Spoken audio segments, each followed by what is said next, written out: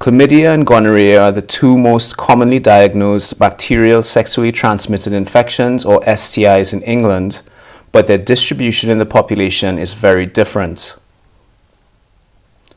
Data from a recent national survey suggests that for every case of gonorrhea in men, there are at least 11 cases of chlamydia, and similarly, for every case of gonorrhea in women, there are at least 15 cases of chlamydia.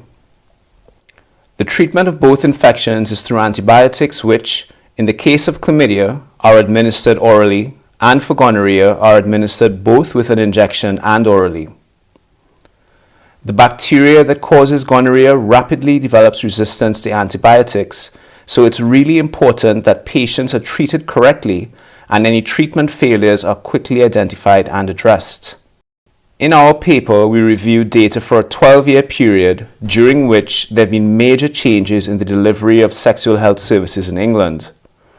More specifically, we have reliable historical surveillance data on persons who attend specialist STD clinics at hospitals throughout England. However, with a major change in policy in the last decade, more people have been visiting their GPs for STI care, but as we do not routinely monitor this, we're not sure how this number has changed over time. We reviewed routine surveillance data from Public Health England for gonorrhea diagnosis from STD clinics and chlamydia diagnoses from our national screening program.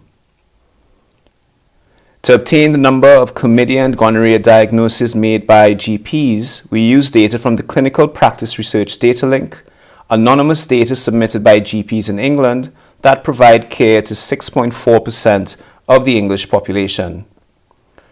From 2000 to 2011, the rate of chlamydia diagnoses increased significantly over time, peaking in 2007. Overall, considering data from all sources, GPs diagnosed between 9 and 16% of all chlamydia diagnoses made in England each year. On average each year, GPs treated 71% of people diagnosed with chlamydia at their practice, with the remainder likely referred to specialist sexual health services for care. Furthermore, of the patients treated by their GPs, over 90% were prescribed a recommended antibiotic for treatment of their chlamydial infection. As expected, gonorrhea was less frequently diagnosed than chlamydia by GPs, as it's a far less common infection. In this case, the diagnosis rate fluctuated over time from 2000 to 2011 with no significant trend.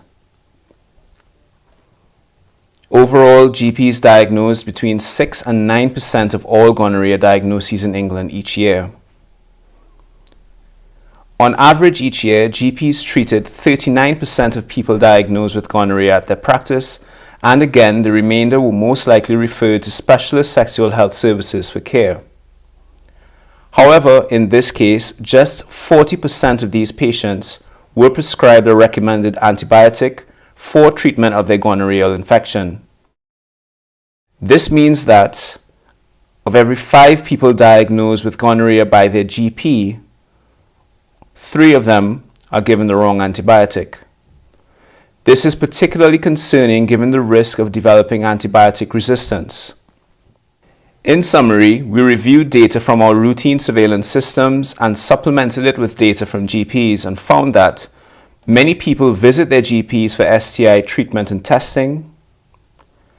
Chlamydia is more commonly diagnosed than gonorrhea by GPs, and most cases are treated using the recommended antibiotic treatment. However, many patients with gonorrhea are not treated correctly, and it's vital that they're treated with the recommended first-line therapy to prevent the further emergence of antibiotic resistance.